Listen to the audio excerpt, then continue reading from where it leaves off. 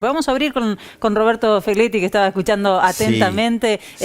Es interesante, hay también como un libreto, me parece muy claro, ¿no? Esto de la deuda es hija del déficit. Lo Bueno, repite la Vidal, deuda, lo repite Macri. si se hubiera tomado deuda en dólares, primer error tomar en dólares cuando el Estado recauda en pesos, con lo cual se establece una tensión sobre el presupuesto. Pero si se hubiera tomado, como ellos dicen, deuda para financiar el déficit, los dólares se tendrían que haber quedado en el Banco Central.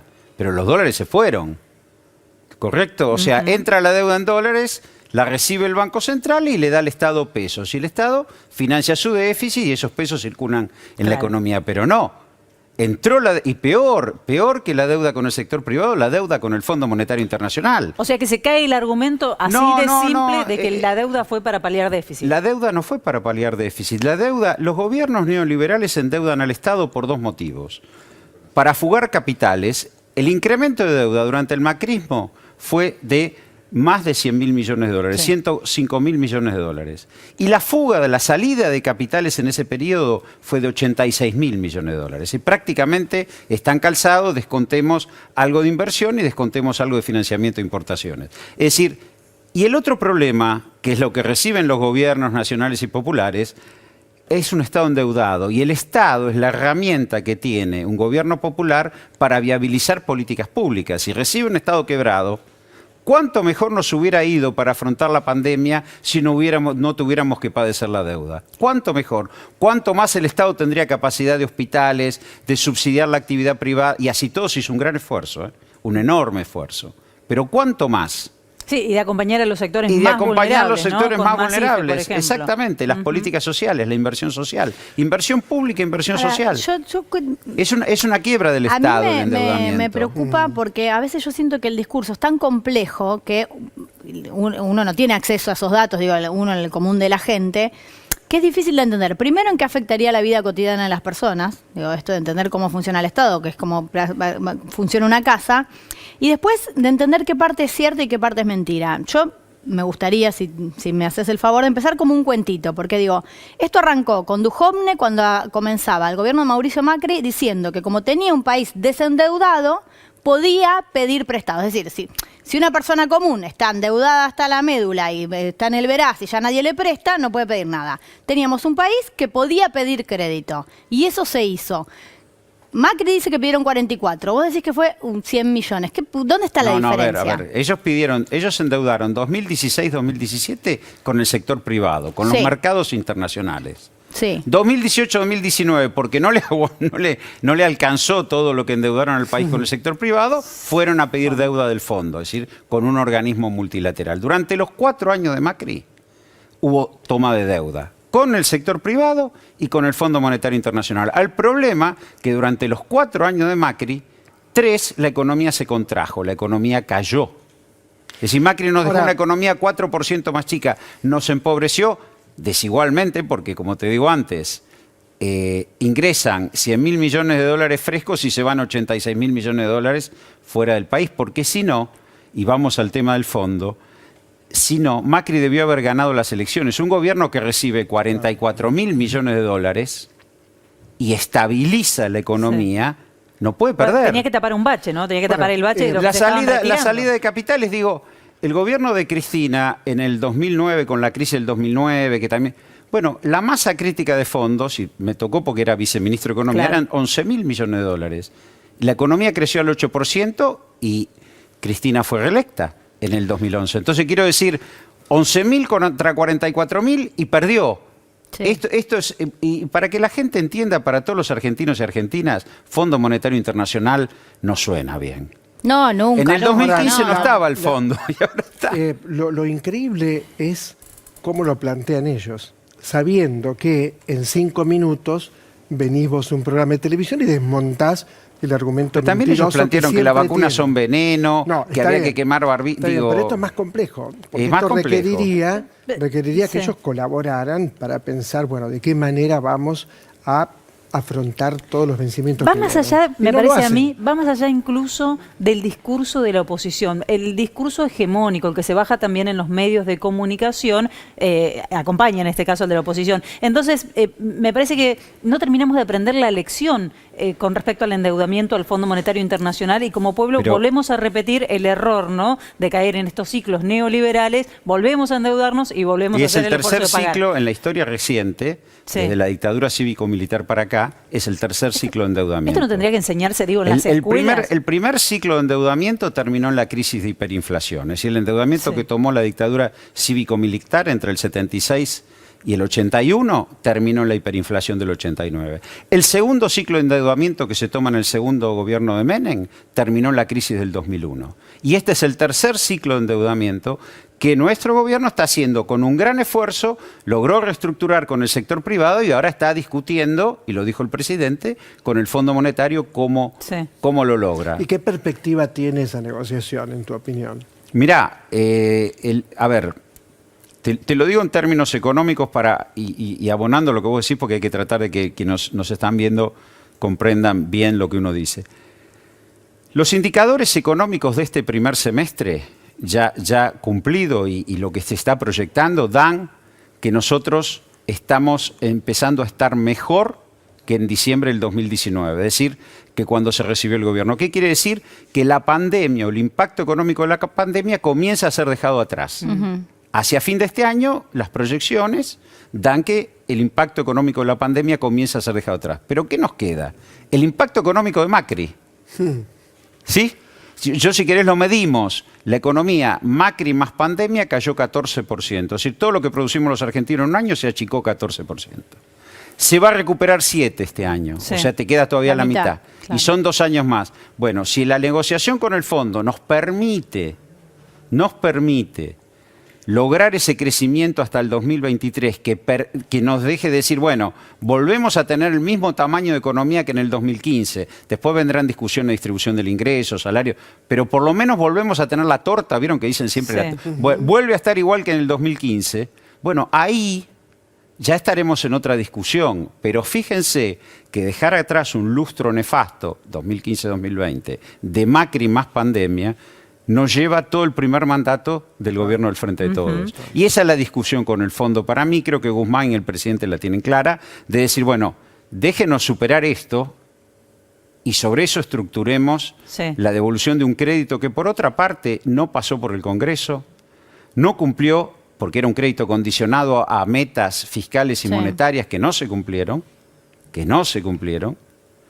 y también el fondo alguna discusión debe tener, y yo creo que... Pero eso no hay que ponerlo, no hay que discutir, digo, ponerlo Y sobre bueno, la es mesa. una discusión, yo creo que se está discutiendo la arquitectura financiera internacional post-pandemia. Sí. No en vano llegan esto que se llamó derechos especiales de giro, lo hicieron Claro. 2 veces. Lo hicieron en el 2009, Sí. consecuencia de la crisis de las hipotecas del 2008, lo vuelven a hacer ahora porque hay una cosa de decir, bueno, vamos a poner un poco de plata en la calle, como se Derechos dice en la... especiales dije sí, pero en nuestro caso no va a ir a la calle. No, va a Y ir ese a es todo un pagar tema. esta Vuelve deuda para que el dejó. fondo. Y esa deuda La es de ellos indiscutible mismos. que es del macrismo, porque el 2015 era 0 y hoy es 45.000 millones de ¿Qué dólares. hizo? Digo, ¿Qué ya hizo nos el está Mac- condicionando la Ya, deuda. y bueno, porque el problema es que la deuda, como yo trataba de explicar antes, es la quiebra del Estado. Ahí Es está. decir, vos no podés ejecutar políticas públicas. Digo, me levanto y digo, bueno, quiero hacer una universidad, el presidente. No importa, buenas o malas, el gobierno constitucional, votado por el pueblo, dice, bueno, vamos a hacer un hospital, vamos a hacer una escuela, vamos a hacer una universidad nueva, vamos a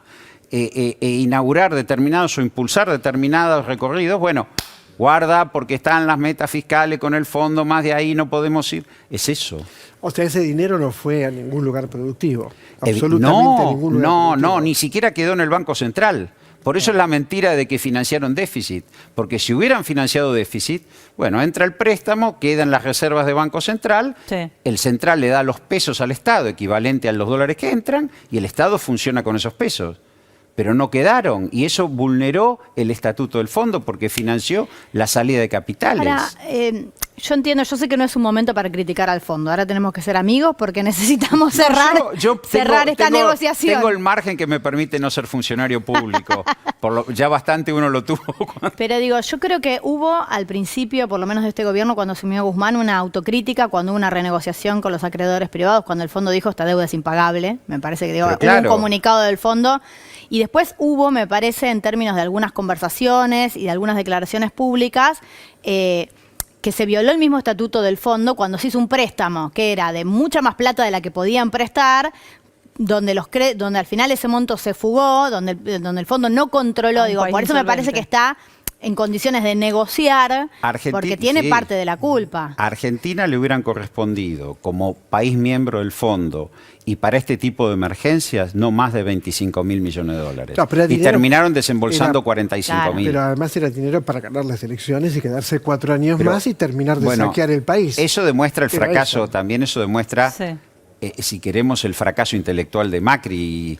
Digo, ni siquiera con 45.000 millones de dólares pudo ganar una elección. Exacto. Fijémonos que tuvo que terminar poniendo de nuevo el control de cambios que él mismo había levantado y había denostado para permitir la fuga de capitales.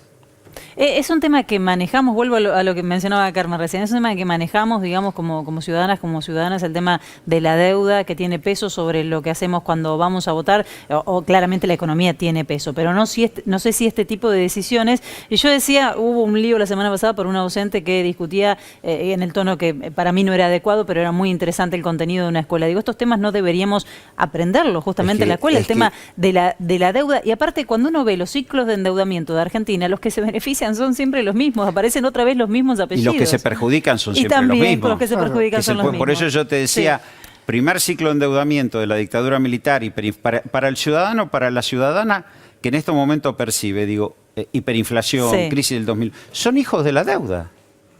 Son hijos del endeudamiento y fuga. Ahora se impidió porque hubo una decisión del gobierno nacional, a pesar de la pandemia, de actuar sobre ese tema y tratar de resolverlo. A ver, la reestructuración de deuda con el sector privado. El macrismo la dejó una tasa de interés del 7% anual en dólares. Y la renegociación que hizo el ministro Guzmán dio el 3%. Claro. O sea, se bajó más de la mitad de los intereses. Ahora, más de la mitad de los intereses. Cuando Macri explica esto, tiene todos los medios hegemónicos acompañándolo. Digamos, esto porque que se benefician de la deuda. Que explicarlo mucho más y todos los días. Porque es evidente que mucha gente le cree al PRO las barbaridades que dice el PRO sobre la deuda. Yo creo que ahí la ideología juega muchas cosas. Yo creo que yo creo que hay mucha convicción ideológica. A ver, digo, gente que adhiere a un modelo neoliberal, que rechaza el peronismo, o si querés los movimientos populares, inclusive podría haber sido el irigoyenismo, conservadores, digo, me parece que acá hay un problema que tiene la coalición opositora, que es que no puede defender su gobierno. Y el ejemplo palmario que no puede defender su gobierno es Vidal, que sale de la provincia, escapa de la provincia de Buenos Aires. Es decir, Macri dice, la gente nos pide que volvamos a gobernar. Parece que a Vidal no, porque se fue. Axel ayer la gobernación renegoció la deuda que dejó Vidal, y Vidal endeudó a la provincia frescos, 6.000 millones de dólares. Ahora, si uno ve, ¿aumentó la obra pública de la provincia en el gobierno de Vidal? No, se acható. La destruyó. Chocó la provincia, ella chocó la provincia. Bueno, pero ¿por qué se fue? Entonces digo, habla impunemente. Vamos a hablar de la propuesta de María Eugenia Vidal y de las propuestas económicas que tienen cada uno de los equipos. Hay que decir que este tema de la deuda, yo decía, lo trae ahora la oposición sobre la mesa, porque hasta aquí, me parece que es novedoso, porque hasta aquí, Juntos por el Cambio, no podía hablar de economía, digamos, hay como un libreto ahora y aparecen, porque claramente estaban en falta ni de economía, ni de educación, ni de salud, ¿no? Porque no resiste una repregunta, no hay de todas maneras. No la resiste. Vamos a repasar las propuestas de María Eugenia Vidal sobre lo que tiene que ver con la economía y lo analizamos. Aliviar a quienes generan empleos, esto es lo que dijo. Ley de reparación, reducir los impuestos al trabajo a los sectores más golpeados. Habla del gastronómico, hotelero, turístico. Una nueva moratoria de impuestos al trabajo para las pymes. Exhibición de impuestos al trabajo a nuevos empleos en pymes, no crear nuevos impuestos a la producción ni subir los existentes, garantía de estabilidad fiscal para las inversiones, Banco Central Independiente para frenar la inflación. La verdad que no parece que se candidateara para ser legisladora con este plan, ¿no? Además, más trabajo y oportunidades para los jóvenes, monotributo gratis por 1 año, mi primer trabajo, incentivos para contratar a jóvenes, derogación de la ley de alquileres, ventanilla única, mujeres emprendedoras, reconversión de planes para jóvenes en trabajo. Y estamos viendo O sea, María Eugenia todo Vidal. lo que no hizo. Claro, Pero no, hay cosas ¿qué que pasa? existen. Todo Uno lo que lee no esto y hizo nunca. Lo primero que hace Nunca. es ver qué pasó con los ejecutivos durante los años del macrismo, pero además qué pasa, por ejemplo, hoy en la ciudad de Buenos Aires o en aquellos territorios donde justamente Juntos por el Cambio es quien gobierna con los impuestos, con las ayudas sociales, con la generación de empleo joven, con la educación. A ver, primero veamos la política tributaria del oficialismo, del gobierno, para poder contrastar. Las presiones tributarias mayores vinieron impuesto a las grandes fortunas, el impuesto a los patrimonios que están radicados en el exterior, producto del blanqueo de Macri. Para que alguien que tiene sus bienes en el exterior, bueno, lo mantenga en el exterior, pero pague más que alguien que tiene los bienes en Argentina, lo cual es muy lógico de la equidad. Y como contrapartida, ya que habla, rebaja del impuesto a las ganancias sobre el salario de 150.000 pesos y rebaja de presión tributaria en el bolsillo directo del trabajador. Después fue el apoyo a monotributistas con créditos a tasa cero y los apoyos con los créditos a pyme. Es decir, muchas de estas cosas estuvieron presentes. El repro. El otro problema que está planteando, claro, los repro, el otro problema que está planteando Vidal y que no lo dice, o lo dijo la otra vez, es que quiere que los jóvenes vayan a trabajar por la mitad del salario mínimo. Claro. Entonces, bueno, si yo digo, es un planteo de restablecer un nivel de explotación altísima. El otro punto que Vidal no señala es lo que ella no hizo en la provincia de Buenos Aires. Donde está el tejido industrial. Tampoco Larreta. Bueno, Larreta puso el Tampoco impuesto a la lo tarjeta de hizo. crédito. Claro. Digo, para los sectores de ingresos medios que viven en la ciudad de Buenos Aires, tienen un impuesto sobre la tarjeta de crédito. Que pasó bastante desapercibido, Que la pasó verdad, ¿no? bastante desapercibido y que lo puso. Sin escándalos. Sí, claro. Digo, y esto no es menor porque todos sabemos que con la caída de ingresos del año pasado, producto de la pandemia, mucha gente financió su consumo. Lógico. Y en la ciudad de Buenos Aires está pagando un impuesto. Ahora, Roberto, Nuevo. usted debe haber escuchado con atención todas las propuestas cuando se refieren al plano económico. ¿Hay alguna que contribuya, digo, al problema que tiene hoy la Argentina? Porque hay intentos de generar mesas de diálogo y la verdad que en este momento sería más que importante que la oposición se ponga a la par del oficialismo para negociar esta deuda, ¿no? Para que todos salgamos ganando. Diga, si es posible, ya perdimos, no vamos a salir ganando, pero para que la negociación Para sea que el la peso mejor sobre posible. el pueblo sea el menor. Claro. Que esto bueno. es lo que se está discutiendo ¿Ha hoy. escuchado algo en ese sentido? No. Primero, el presidente es un hombre de consensos. Y el presidente en febrero, para el sector obrero y empresario, largó mesa de consensos que fueron infructuosas por la parte empresaria. Después tuvimos la Sí. discusión del mercado de carne, tuvimos Sí. la discusión de la tarifa eléctrica. Ahora, la oposición no está planteando nada. ¿Y saben dónde se vio claramente que casi diría que es antidemocrático? En levantarse e irse de la Comisión Bicameral de Deuda cuando el ministro Pero- expone. Eso es un error. Yo fui diputado nacional y presidí la Comisión de Presupuesto. Nunca la oposición, en presencia de un funcionario nacional, se levantó y se fue. Bueno, En la primero, Comisión de Presupuesto. Sí, sí. Eso es antidemocrático. Es totalmente Se niegan antidemocrático. a sentarse a discutir la deuda. Claro. Se niegan todo el tiempo, de tal manera que eso, además de perjudicar al gobierno, perjudica a la Argentina. Obvio. Este es el punto central para mí. Perjudican a la Argentina, están en contra del país, porque si no, te sentás, dialogás, pones ideas. Interpelan al das ministro. ideas, El ministro fue a interpelan poner al la ministro. cara al Congreso. Claro. Pero es increíble cómo constantemente actúan contra los argentinos y las argentinas. Esto es lo que hacen siempre. Porque creo que hay vulneración, en el fondo hay una solapada vulneración de los espacios democráticos al obturar el debate, Claro. al no debatir. Bien. Si hay un espacio institucional donde se puede batir Sí. la deuda, es la Comisión Bicameral de Deuda del Congreso de la Nación, donde están representadas todas las fuerzas políticas. No, pero no lo hacen. Ese es el ámbito institucional.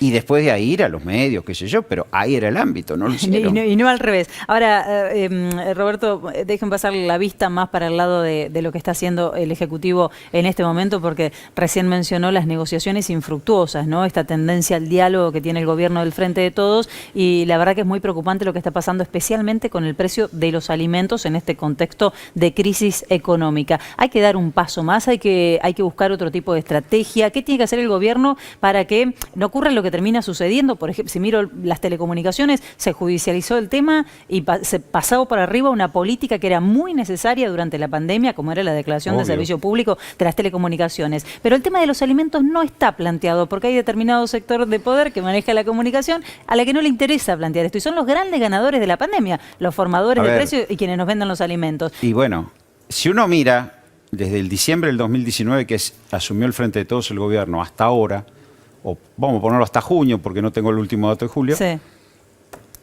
la canasta básica alimentaria medida por el INDEC aumentó el 81%. Es una locura. Bueno, ¿por qué pasa eso? Porque es un bien de consumo esencial y un gobierno popular no va a permitir que su pueblo pase hambre. Entonces, los formadores de precios saben que la diferencia entre el ingreso popular y lo que falta de la canasta básica Sí. lo pone el gobierno de algún modo, No, pero- tarjeta alimentaria. pero y eso, en los hechos no funciona así, Roberto, y eso- porque la gente deja de comer carne y deja de tomar leche y toma té, se está compra viendo, yerba. se está viendo una ruptura Sí. de la riqueza alimentaria, por eso el gobierno tuvo que intervenir en el mercado de carnes. Es decir, se había llegado a un proceso. La exportación de carnes normalmente es el 10-12% de la faena anual. Se había llegado al 28% y sin...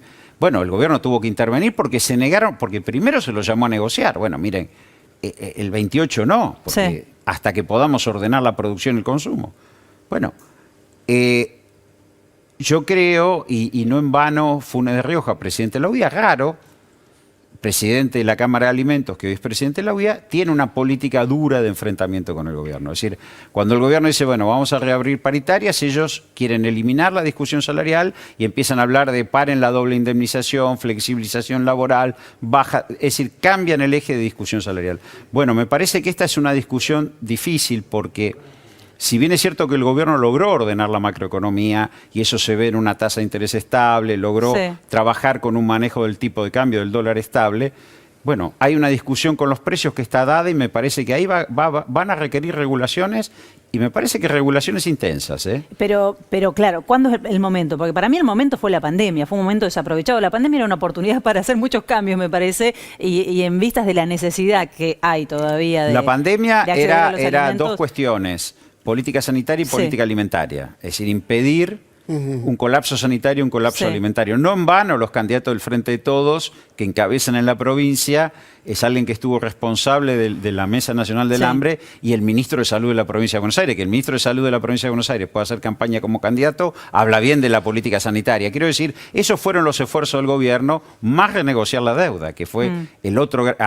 Recordemos las presiones de BlackRock en la Sí. el fondo Ahora, de ¿cómo BlackRock. contener la Ahora inflación? viene... ¿Cómo contener la y la inflación? inflación es este orden macroeconómico al cual se está llegando bien con política de regulación de precios. Si no hay política de regulación de precios, Sí. si no hay política de orden contra los monopolios, no hay forma. Bueno, Porque lo que yo digo, yo fijo precios y total el Estado va a La poner la diferencia. concentración, si no se mira la concentración No, bueno. que hay, estamos en un gran problema porque es un sector La que tiene concent- muchísimo y poder, sí. pero tenemos la ley de góndolas, por ejemplo, no se está aplicando, hay un montón de Bueno, yo creo posibilidades. que hay que desarrollar un esfuerzo de control monopólico. Digo, en todas las partes del mundo, Claro. o se controla el precio final o se controla una canasta básica, que en su momento fue precios cuidados, más controlado, tendría que ser más amplio y más Sí. controlado. Ahora, la presión contra los monopolios tiene que ejercerla el Estado. Tiene que sentarlos a una mesa y obligarlos a discutir Bueno. en cuanto a los efectores. Si hay una ventaja, la única, de la concentración económica, que son pocos. Claro. Claro. Y claro, Los conocemos Pero- a todos. Pero bueno, hasta, Claro. hasta aquí coincidimos que la mesa de diálogo no está funcionando. no, la mesa de diálogo no, funciona. hay una embestida empresarial de Claro. las cúpulas empresariales. Bien.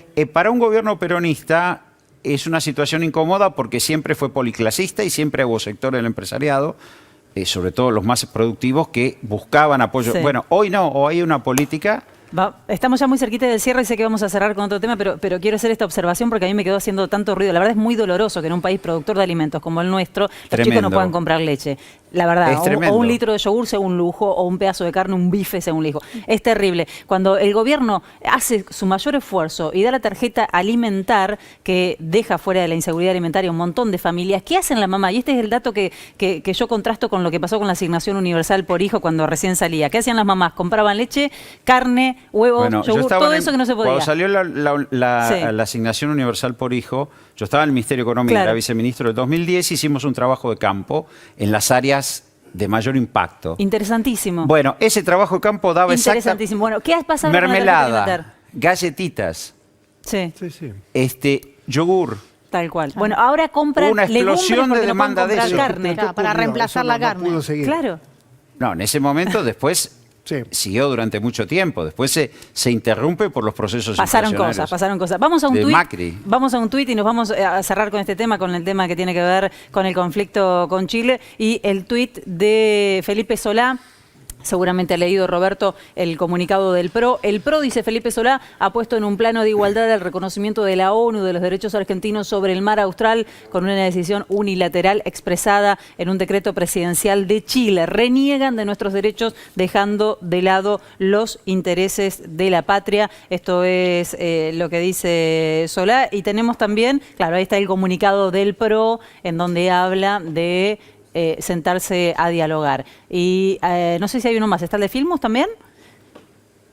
Sí, ¿no? Ok. Bueno, pero ahí está, mira, para que se entienda. La línea verde, esto es muy gráfico, está muy bueno, Claro. este tuit de ayer de Filmus. La línea verde muestra el meridiano sobre el cual se acordó el tratado de 1984. El área roja muestra el avance que pretende Piñera. La plataforma continental argentina, que votó por unanimidad el Congreso, es la que presentamos en 2009 y aprobó la ONU sin objeción de Chile. Y miren ustedes ahí cómo está delimitado. Vamos a bajar un poquito más para terminar de ver el gráfico. Ahí está, mira, ahí está la zona Sí, roja, muy clarita la- que es la que está en discusión. ¿Eh? No, Piñeira está muy debilitado.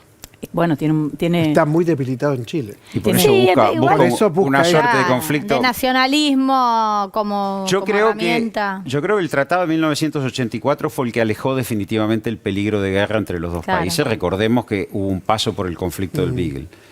Habiendo resuelto, había dos tensiones sobre la Patagonia y sobre las islas del Beagle y las islas Malvinas. El PRO defiende los intereses chilenos y defiende los intereses británicos. Hemos llegado a escuchar que han dicho que las Sí. Malvinas son británicas. Terrible. Nos vamos. Roberto Feletti, muchas gracias por estar aquí. No, gracias a ustedes.